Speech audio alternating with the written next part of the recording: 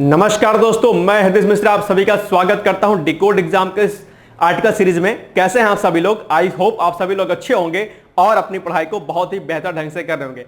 देखिए, जैसा कि आप सभी लोग को पता होगा कि डिकोड एग्जाम पर जो महत्वपूर्ण आर्टिकल्स होते हैं उसकी सीरीज चलती है और उस सीरीज को दरअसल मेरे द्वारा कराया जाता है। समय समय पर जो भी आर्टिकल्स आपकी परीक्षा के दृष्टिकोण से महत्वपूर्ण होते हैं उन पर जो तथ्यात्मक जानकारियां होती हैं, चाहे वो प्री के पॉइंट ऑफ व्यू से हो, चाहे वो मुख्य परीक्षा के पॉइंट ऑफ व्यू से हो, वो सारे बिंदुओं पर आपसे चर्चा की जाती है और आपको बताया जाता है कि क्या कुछ संभावित प्रश्न इस पर बन सकते हैं या क्या आपके लिए महत्वपूर्ण चीजें हैं। तो आज का टॉपिक दरअसल बहुत ही महत्वपूर्ण है अपने आप में, न सिर्फ भारत के परिप्रेक्ष्य में बल्कि अंतर्राष्ट्रीय संबंधों पर भी इसका व्यापक असर पड़ेगा। तो जैसा कि आप लोग थंबनेल में देख पा रहे होंगे, थंबनेल में क्या लिखा है कि बांग्लादेश हिंसा, क्या होगा भारत पर असर।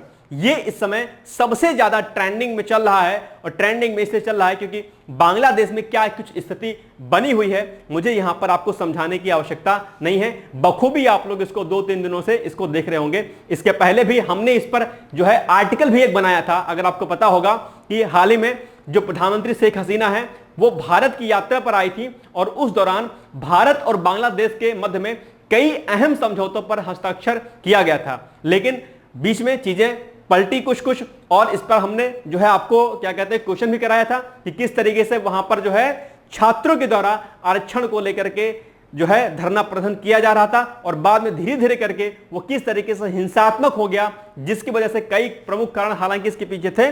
बाद में फिर क्या हुआ कि शेख हसीना को इस्तीफा देना पड़ा और अंततः भारत की शरण में उन्हें आना पड़ा। तो क्या कुछ इसके पीछे पृष्ठभूमि रही है, इन सभी बिंदु पर चर्चा करेंगे और इसके पहले जो महत्वपूर्ण फैक्ट हैं उन पर भी हम लोग चर्चा करेंगे। फिर देखेंगे क्या कुछ जानकारी हमें यहां पर लेनी है। एक बात और बता दूं, मैं यहां पर चटकोरी जानकारी मैं आपको नहीं दूंगा, ठीक है। अगर आप ये सोचते हैं आर्टिकल देख करके आए हो कि चटकोरिया जानकारी मिलेगी, नहीं, बहुत ज्यादा इंटरेस्टिंग टॉपिक ये है, लेकिन ये सारे के सारे पॉइंट मैं आपको आपकी परीक्षा के दृष्टिकोण से बताऊंगा, बजाय इसके कि वहां पर क्या हो रहा है, वहां पर क्या नहीं हो रहा है, फलाना ढिमका। ये सारी जानकारियों से आपको कोई लेना देना नहीं है। आपको सिर्फ और सिर्फ अपने पॉइंट ऑफ व्यू से, अर्थात आपकी परीक्षा के पॉइंट ऑफ व्यू से आपको जानकारी एकत्रित करनी है, क्योंकि कल को आपको सिविल सर्वेंट बनना है, कल को आपको सिविल सेवक बनना है, आपको आईएएस ऑफिसर बनना है, आपको पीसीएस बनना है, ठीक है, विदेश सेवा में आपको जाना होगा। तो ये जानकारियां आपको दरअसल होनी चाहिए कि किस तरीके से आपको जानकारी रखनी होती है और किस तरीके से कल को अगर आपको विदेश सचिव बना दिया गया या विदेश किसी अन्य पदों पर रखा गया आपको, ठीक है, तो वहां पर आपको किस तरीके से डील करना है इन सारे मुद्दों को, उस पॉइंट ऑफ व्यू से, और हाल फिलहाल में परीक्षा में किस प्रकार से प्रश्न आपके पूछे जा सकते हैं, इन सारे बिंदुओं पर हम लोग चर्चा करेंगे, बजाय इसके कि हम लोग चटोरी बातों पर डिस्कस करें, ठीक है। चलिए, तो ये आर्टिकल आपके लिए इंपॉर्टेंट है। अगर आप परीक्षा की तैयारी कर रहे हैं, नहीं भी तैयारी कर रहे होंगे तो भी आर्टिकल देखिएगा, काफी कुछ समझ आपको यहां पर आएगी चीजें, ठीक है। चलिए, सबसे पहले हम लोग क्या करते हैं, विवाद के कारण की अगर बात करते हैं, सिंपल सा विवाद का कारण क्या था। विवाद का दरअसल कारण क्या था, आरक्षण था। वैसे अगर व्यापक दृष्टिकोण से देखें तो आरक्षण दरअसल बांग्लादेश में क्या था, एक बहाना था। इसके पीछे बहुत सारे कारण थे और कई सारे अंतरराष्ट्रीय शक्तियों का भी इसमें हाथ है, लेकिन हम लोग उन बिंदुओं पर चर्चा नहीं करेंगे क्योंकि आर्टिकल फिर बहुत लंबा हो जाएगा। बस हम मेन मुद्दों पर चर्चा करेंगे जो कि आपके एग्जाम के लिए क्या है, एक तरीके से इंपॉर्टेंट है।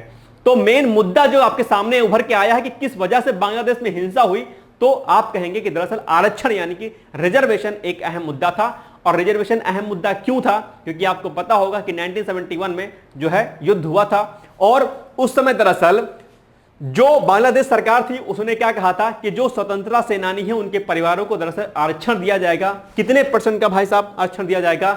30% का, यानी कि जो स्वतंत्रता सेनानी थे उनको 30% का आरक्षण दिया जाएगा। इसी मामले को लेकर के छात्रों में क्या था, एक तरीके से गुस्सा था, क्रोध था और ये काफी लंबे समय से था। ऐसा नहीं कि ये त्वरित हो गया, एकदम से हुआ है, ये काफी लंबे समय से था। और चूंकि बांग्लादेश की जो प्रधानमंत्री शेख हसीना जी थी, जो कि अभी इस्तीफा दे चुकी हैं, इनके द्वारा इस पर कई सारे कदम उठाए गए थे, बावजूद इसके चीजें शॉर्ट आउट नहीं हुई थी। तो ये एक अहम मुद्दा था। जो छात्र थे वो इस चीज के विरोध में थे कि भाई साहब इतना नहीं होना चाहिए। उनका यह कहना था कि दरअसल जो ये 30% जो आरक्षण दिया जा रहा है स्वतंत्रता सेनानियों के परिवारों को, ऐसे में क्या हो रहा है कि जो योग्य उम्मीदवार हैं उनकी नियुक्ति नहीं हो पा रही है। अयोग्य लोग, व्यक्ति क्या होते हैं, चले जाते हैं कहां पर, आरक्षण के माध्यम से। यह एक उनका कहना था। यही सेम मामला कई बार भारत में भी चर्चाओं में रहता है। आरक्षण को लेकर आपको पता होगा कि भारत में भी वाद और विवाद चलता रहता है। कई बार जो है सरकारें आरक्षण की जो सीमा है 50% उसको क्रॉस करती हैं। कई बार राज्य सरकार इस पर जो है क्या करता है, डंडा चलाता है और उनको फिर क्या करता है, बैक करता है। लेकिन इसके बाद भी आरक्षण एक मुद्दा है, आरक्षण एक बहुत बहुत गहरा मुद्दा है जिसमें सरकारों को निश्चित रूप से फायदा मिलता है। लेकिन इसके दोनों चीजें हैं, पॉजिटिव नेगेटिव इंपैक्ट दोनों हैं। हालांकि आज हमारा मुद्दा आरक्षण नहीं है, बल्कि आज हमारा मुद्दा भारत बांग्लादेश संबंध है। तो हम भारत बांग्लादेश संबंधों पर चर्चा करेंगे, आरक्षण पर नहीं करेंगे। लेकिन मुद्दा क्या था जो हिंसा भड़की वहां पर, वो था आरक्षण, जिसका मुख्य केंद्र बिंदु क्या था, जो स्वतंत्रता सेनानी थे उनके परिवारों को 30% आरक्षण दिया जाता था। ठीक है, यह अहम मुद्दा था। लेकिन कारण इसके पीछे बहुत सारे थे। क्या कुछ कारण थे वो हम लोग चर्चा नहीं करेंगे। ठीक है, हालांकि आपको पता होगा कि बांग्लादेश और भारत क्या है, पड़ोसी देश है और बांग्लादेश भारत का संबंध मित्रवत रहा है, हमेशा सही रहा है। ठीक है, बीच में कुछ खटक पटक चलती रहती है, लेकिन बावजूद इसके भारत बांग्लादेश का संबंध जब से बांग्लादेश का निर्माण हुआ है 71 में, तब से संबंध इसका बेहतर ही रहा है। ठीक है, चलिए अब हम लोग कुछ एक फैक्ट को देखते हैं और देखते हैं कि क्या कुछ असर पड़ेगा। ठीक है, जो कि आपके एग्जाम के लिए क्या है, महत्वपूर्ण है। देखिए, सबसे पहला, हाल ही में बांग्लादेश में आरक्षण के खिलाफ हो रहे प्रदर्शन हेतु बांग्लादेश की प्रधानमंत्री शेख हसीना, जो कि अब क्या हो चुकी हैं, इस्तीफा दे चुकी हैं, अब क्या है, भारत की शरण में आ गई हैं, क्योंकि उनको भारत ही सबसे सेफ जगह लग रही है। मजेदार बात ये देखिए कि बांग्लादेश जो कि क्या है, लगभग क्या है, मुस्लिम देश है, बावजूद इसके शेख हसीना किसी मुस्लिम राष्ट्र में नहीं गई। यह भी आप में कॉन्ट्रडिक्शन हो सकता है कि किस तरीके से भारत के संबंध जो है बांग्लादेश के साथ बेहतर थे। ठीक है, और आपको पता है बांग्लादेश जो है भारत में शरण ले रहा है, इसके पीछे कई कुछ कारण हैं, हालांकि वो चर्चा हम लोग नहीं करेंगे, मेन मुद्दे पर आते हैं। ठीक है, तो शेख हसीना पहली बार बांग्लादेश की पीएम कब बनी थी, वो बनी थी 1996 में। यह फैक्ट आपसे पूछ सकता है, इसको ध्यान रखिएगा आप लोग। एक बात, दूसरा, हाल ही में शेख हसीना के द्वारा क्या किया गया था, भारत की यात्रा की गई थी। ठीक है, और कई सारे अहम समझौतों पर हस्ताक्षर किया गया था और इस पर हमने आपको आर्टिकल भी बनाया था। तो अब चूंकि क्या हुआ है कि हिंसा हो गई है, उन्होंने इस्तीफा दे दिया है, ऐसे में दरअसल जो भी समझौता ज्ञापनों पर हस्ताक्षर किए गए थे, उन सारे मुद्दों पर, उन सारे जो है संधियों पर क्या होगा, एक असर दिखाई देगा। यह भी आपको पता होना चाहिए। ठीक, इसके आगे हम लोग थोड़ा सा बांग्लादेश के बारे में कुछ एक फैक्ट देख लेते हैं। चूंकि बांग्लादेश चर्चाओं में है, तो निश्चित तौर पर बांग्लादेश से संबंधित प्री में आपके प्रश्न आएंगे। तो प्रश्न किस प्रकार के हो सकते हैं वो हम लोग यहां पर देखते हैं। सबसे पहले आपको बंगाल जो है इसकी राजधानी बांग्लादेश की पता होनी चाहिए। वो क्या है राजधानी, वो है आपकी ढाका। इसके अलावा करेंसी क्या है वहां की, टका है, आपको पता होगा। राष्ट्रपति इस समय कौन है, मोहम्मद शहाबुद्दीन है। बिम्स्टेक का मुख्यालय कहां पर है, कई बार आपके एग्जाम में पूछा जाता है, तो ढाका में है, आपको पता होगा। इसके अलावा भारत के साथ सबसे बड़ी अंतरराष्ट्रीय सीमा रेखा साझा करने वाला देश कौन सा है भाई साहब, बांग्लादेश है। इसको याद रखिएगा, और यह प्रश्न आपके एग्जाम में कई बार पूछा गया है, तो ये फैक्ट भी आपको क्या करना है, याद कर लेना है। ठीक है, और जैसा कि आप लोग यहां पर बांग्लादेश को मैप में देख पा रहे होंगे। ठीक है, चलिए, यह है राजधानी किसकी, क्या, ढाका बीच में। चलिए आगे बढ़ते हैं हम लोग। पश्चिम बंगाल बांग्लादेश के साथ सबसे लंबी सीमा रेखा साझा करने वाला क्या है, भारत का राज्य है। यह फैक्ट भी आपको जानना जरूरी है, यहां से भी क्वेश्चन पूछता है, तो इसको भी आप लोग क्या करिएगा, टिक लगा लीजिएगा। इसके अलावा एक फैक्ट यहां पर आपको महत्वपूर्ण और मिल जाता है, वो क्या है कि बांग्लादेश के साथ भारत के राज्य जो सीमा साझा करते हैं वो राज्य कौन कौन से हैं, इसको नोट डाउन करिएगा। नंबर 1 आपका क्या है, मेघालय। दूसरा क्या है आपका असम। तीसरा क्या है आपका मिजोरम। चौथा क्या है आपका त्रिपुरा। और पांचवा क्या है आपका पश्चिम बंगाल। अगर इसको आप मैप के माध्यम से देखेंगे, ठीक है, मेघालय, असम, मिजोरम, त्रिपुरा, पश्चिम बंगाल, तो मैप में देखिए फटाफट आप लोग, ये है भारत का मैप। और बांग्लादेश की स्थिति कहां पर है, ये है आपकी बांग्लादेश, और यहां पर सारे के सारे स्टेट जो है दिए गए हैं, जो हमने आपको बताया। ये है आपका असम हो गया, और ये बाकी सारे अलग अलग स्टेट यहां पर दिए गए हैं, जो कि जस्ट हमने अभी आपको कहा क्या बताया, समझाया। क्या, मेघालय, असम, मिजोरम, त्रिपुरा, पश्चिम बंगाल।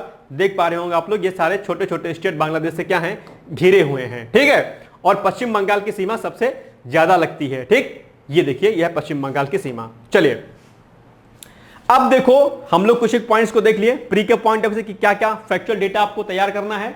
अब बेसिकली हम लोग देखेंगे, जिस पर आर्टिकल बेसिकली आज हमारा केंद्रित है, कि दरअसल जो ये हिंसा हुई है व्यापक स्तर पर, जहां पर बहुत ज्यादा नुकसान हुआ है, व्यापक स्तर पर नुकसान हुआ है, और दरअसल मुद्दा था क्या था आरक्षण का, लेकिन कहीं ना कहीं आपको पता होगा कि जब ये आरक्षण का मुद्दा वहां पर चल रहा था, छात्रों के द्वारा विरोध प्रदर्शन किया जा रहा था, ऐसे स्थिति में वहां पर भारत विरोधी भी नारे लगाए जा रहे थे। इसका मतलब है कि दरअसल आरक्षण सिर्फ एक मुद्दा नहीं था, बल्कि इसके पीछे कई सारे अहम मुद्दे भी थे, उन पर हालांकि हम डिस्कस नहीं करेंगे, लेकिन कारण कई कुछ थे। ठीक, ये भाई आपको ध्यान रखना है। ठीक है, कहा जाता है कि अमेरिका का भी इसमें हाथ रहा है, क्योंकि आपको पता होगा कि शेख हसीना ने जो है अमेरिका के कई सारे जो है चीजों को मानने से इनकार कर दिया था। चाइना से भी बहुत ज्यादा उनका कोई वो टच नहीं था। ऐसे में कई सारी चीजें वजह इसकी बनी है। ठीक है, लेकिन केंद्र में क्या आ गया? केंद्र में आपके आ गया क्या? आरक्षण। ठीक है, तो अब जो ये मुद्दा उठा है और जिस तरीके से तख्ता पलट, वहां तख्ता पलट क्या मतलब, जिस तरीके से शेख हसीना ने अपना इस्तीफा दे दिया है, जिस तरीके से वहां की स्थिति बनी हुई है, किसी का रोक टोक नहीं है। जो प्रदर्शनकारी हैं उन्होंने जो भी सरकारी कार्यालय होते हैं उन पर वहां पर कब्जा कर लिया है, और सबसे बड़ी बात है कि जो भी अल्पसंख्यक थे उनको भी जो है क्या रहा है, वहां पर मारा जा रहा है। जैसे कि आप लोगों ने न्यूज में भी देखा होगा कि दरअसल हिंदुओं की आबादी को लेकर के वहां पर जो है बहुत समस्या आ रही, वहां पर उनको भी मारा जा रहा है और कई सारी चीजें वहां पर सामने आ रही हैं। आप लोगों ने देखा होगा मंदिर वगैरह को लेकर के। खैर, उस पर हमें डिस्कस नहीं करना है, वो राजनीतिक मुद्दा हो जाएगा, हमें उस पर नहीं जाना है। हमें अपने एग्जाम के पॉइंट ऑफ व्यू से जानना है चीजों को क्या असर होगा। सबसे पहले अगर हम असर की बात करते हैं, ये सारे के सारे जो फैक्ट हैं आपके यहां पर जो हमने मेंशन किए हैं, ये आपके मुख्य परीक्षा के दृष्टिकोण से क्या है, बहुत ही अहम है। आर्थिक कारकों पर क्या पड़ेगा असर? निश्चित तौर पर आर्थिक कारकों पर क्या पड़ेगा? व्यापक असर पड़ेगा, क्योंकि पता है दक्षिण एशिया में बांग्लादेश दरअसल क्या है, बांग्लादेश भारत का सबसे बड़ा क्या है, व्यापारिक साझेदार रहा है। ठीक है, और लगभग 14.01 अमेरिकी जो है क्या कहते हैं मिलियन डॉलर का व्यापार भारत बांग्लादेश के मध्य में जो क्या है रहा है वर्ष 2023-24 के आंकड़ों की अगर बात करें तो। ऐसे में दरअसल ये जो व्यापारिक जो संबंध था वो कहीं ना कहीं क्या होगा, डिस्टर्ब होगा। ये एक समस्या सामने आ सकती है। दूसरा, क्षेत्रीय सुरक्षा को खतरा हो सकता है। ये एक बड़ा फैक्ट है, सिंपल सी बात है कि अगर बांग्लादेश में जिस तरीके से स्थिति हुई है, सरकार नाम की चीज इस समय बांग्लादेश में नहीं है। ऐसे में क्षेत्रीय सुरक्षा सबसे बड़ा जो कारण है कहां पर, बांग्लादेश में, और इसके साथ साथ में इसका असर, इसका इंपैक्ट जो है भारत में भी देखने को मिल सकता है। ठीक है, इसके अलावा राजनीतिक परिदृश्य चीन के मामले में, अब देखो ये एक मजेदार पॉइंट, क्या चीन के, आपको पता है कि चीन की नीति कैसी है, विस्तारवादी नीति है। चीन किसी ना किसी रूप में भारत में हस्तक्षेप करके भारत के कई सारे जो है स्टेट में जो है अपना वो आधिपत्य दिखाता है और कहता है कि ये हमारा एरिया है, आप लोग इससे निश्चित तौर पर परिचित होंगे, कोई इसमें दो राय नहीं है। तो ऐसे स्थिति में जब एक और बांग्लादेश में हिंसा हो रही है, तो आपको पता है, आप स्थिति अगर देख पा रहे होंगे, बांग्लादेश के कितने सारे राज्य दरअसल क्या हैं, आपके जो है भारत के कितने सारे राज्य क्या हैं, बांग्लादेश के साथ सीमा साझा करते हैं। ऐसे स्थिति में अगर चीन का आधिपत्य अगर बांग्लादेश में हो जाता है तो फिर ये भारत के लिए जो है चुनौती भरा होगा, और इन कहीं भी स्टेट आप लोग देख पा रहे होंगे, ये भारत के लिए एक बहुत बड़ी समस्या के रूप में सामने आपके आ सकता है। ठीक है, और आपको पता है कि चीन तो क्या है, विस्तारवादी नीति अपनाता है, हर देश में क्या करना चाहता है, वो कब्जा करना चाहता है। और अगर बांग्लादेश में किसी भी तरीके से क्या हुआ, अगर आधिपत्य हुआ, निश्चित तौर पर एक राजनीतिक संकट अंतरराष्ट्रीय स्तर पर उभरेगा। आपको बता दूं कि जो बांग्लादेश की जो विपक्षी पार्टी थी वो भारत के टच में नहीं थी, यानी कि जो शासन इस समय चल रहा था शेख हसीना का, वो तो भारत के पक्ष में रहा है, लेकिन जो विपक्षी पार्टी है दरअसल वो चीन की क्या है, हितैषी रही है। ऐसे में अगर विपक्षी पार्टी कल को उभर के सामने आती है तो निश्चित रूप से बांग्लादेश पर चीन का प्रभुत्व स्थापित होगा। और आपको पता है कि चीन किस तरीके से अलग अलग देशों में अपना प्रभुत्व स्थापित करता है, व्यापार के माध्यम से, कई सारे पोर्ट के माध्यम से। और अगर ऐसा हुआ तो समझ लीजिए कि भारत के लिए यह क्या होगा, चिंताजनक बात होगी अंतरराष्ट्रीय सीमाओं को लेकर के और कई अन्य मुद्दों को लेकर के। यह एक असर क्या पड़ेगा, भारत पर पड़ेगा अगर ऐसा होता है तो, यानी कि चीन का आधिपत्य अगर होता है तो। इसके अलावा सार्क, बिम्स्टेक और बीबीआईएन संगठन में क्या रहा है, बीबीआईएन में आपका बांग्लादेश है, भूटान है, इंडिया है और नेपाल है। ये जो संगठन है, इन संगठनों पर भी इसका क्या पड़ेगा, व्यापक असर पड़ेगा। साथ ही साथ में पड़ोसी जो देश है उनके संबंध पर असर पड़ेगा। पड़ोसी देश की अगर बात करें, आपको पता होगा कि अफगानिस्तान की स्थिति क्या है। अफगानिस्तान में बेसिकली क्या है, अफगानिस्तान में इस समय किसका शासन है, तालिबान का शासन है। पाकिस्तान भारत के विरोध में हमेशा से रहा है, आपको पता होगा।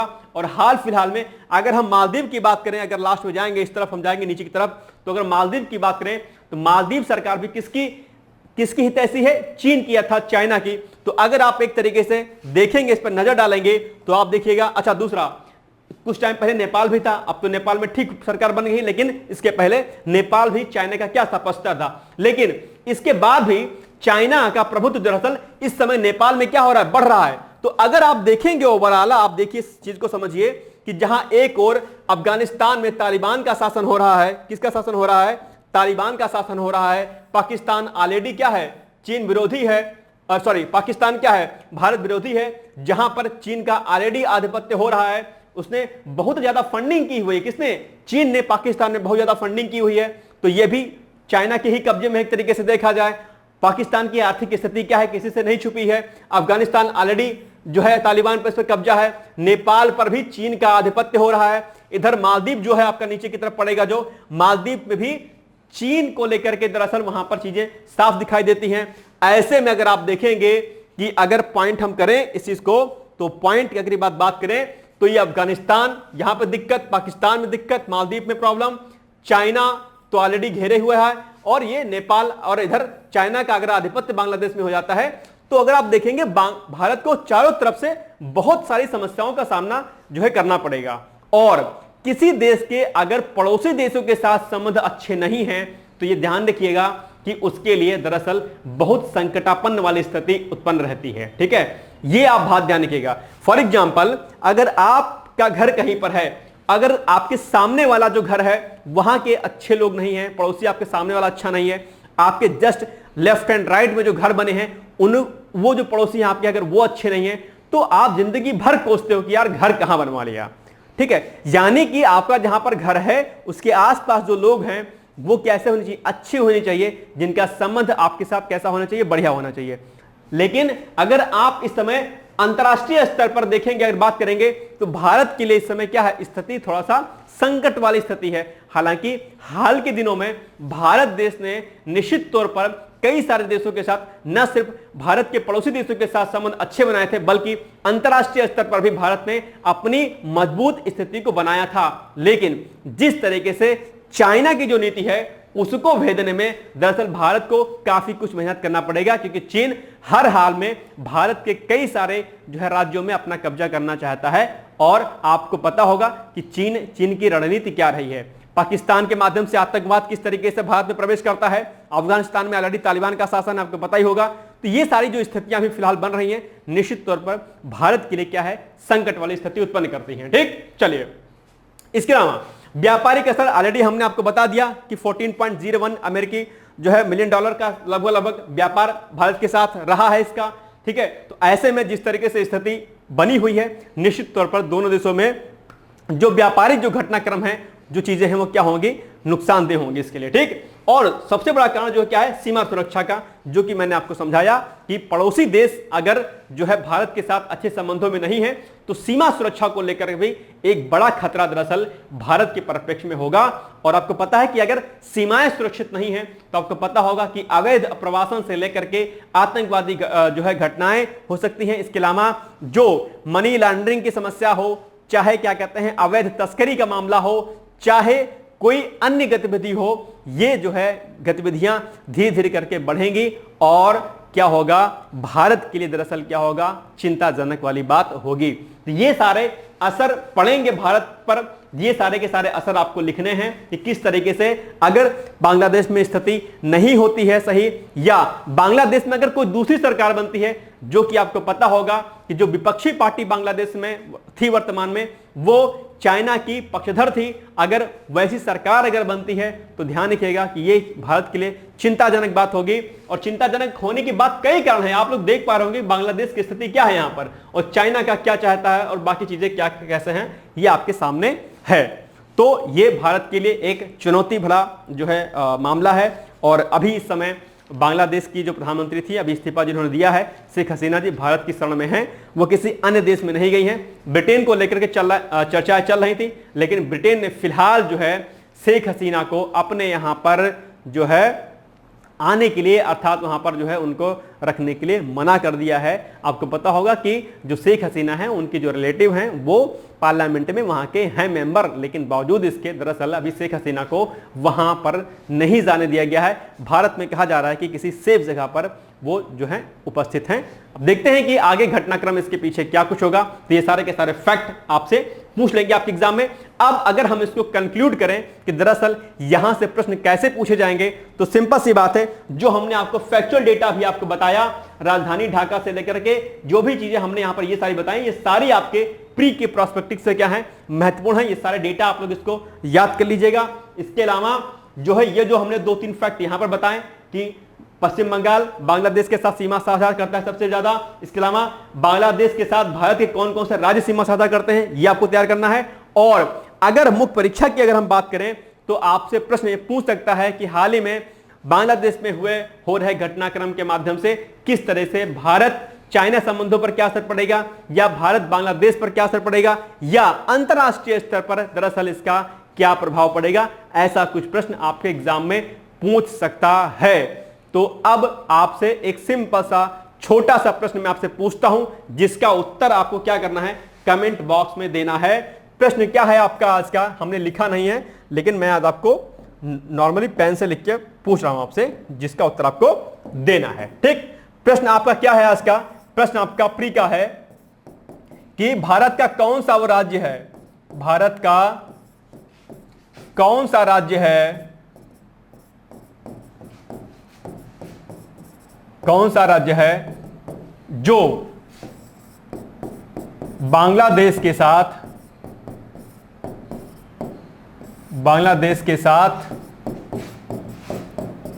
सबसे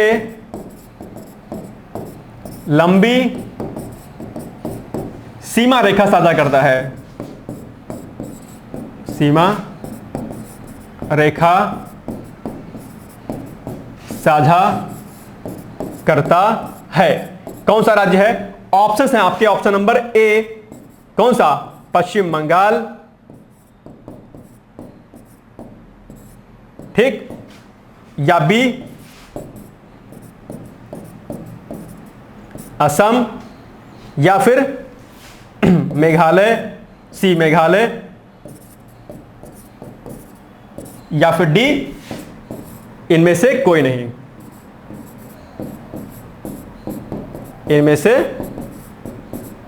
कोई नहीं। ठीक है, आज मैंने इसको टाइप नहीं किया, नॉर्मली मैं आपको लिख के बता रहा हूं कि भारत का कौन सा राज्य है जो बांग्लादेश के साथ सबसे लंबी, क्या सबसे लंबी सीमा रेखा साझा करता है। पश्चिम बंगाल है वो, या फिर आपका क्या है, असम है, इसको असम लिख दिया, या असम है, ठीक है, या फिर मेघालय है, या फिर इनमें से कोई नहीं है। आपको उत्तर इसका बताना है कमेंट बॉक्स में जाकर के। ठीक है, तो ये कुछ चीजें हो गई जो आपके लिए क्या है, महत्वपूर्ण है। आई होप आप इसका उत्तर देंगे कि बांग्लादेश के साथ भारत का कौन सा राज्य है जो सबसे लंबी सीमा रेखा साझा करता है। बाकी जो हमने आपको पॉइंट्स सारे के सारे बताए, ये सारे के सारे पॉइंट्स आपके एग्जाम के लिए क्या हैं, बहुत ही महत्वपूर्ण है, और इन पर प्रश्न आपके एग्जाम में कई प्रकार के पूछ सकता है। तो ये आप लोग क्या करिएगा, रेडी कर लीजिएगा। प्लस जो प्री के पर्सपेक्टिव से हमने आपको बताया वो भी आप लोग क्या करिएगा, रेडी कर लीजिएगा। ठीक है, चलिए, तो ये हो गया हमारा आज का कुछ महत्वपूर्ण आर्टिकल। आई होप आपको आर्टिकल अच्छा लगा होगा। अगर अच्छा लगा तो प्लीज आप वीडियो को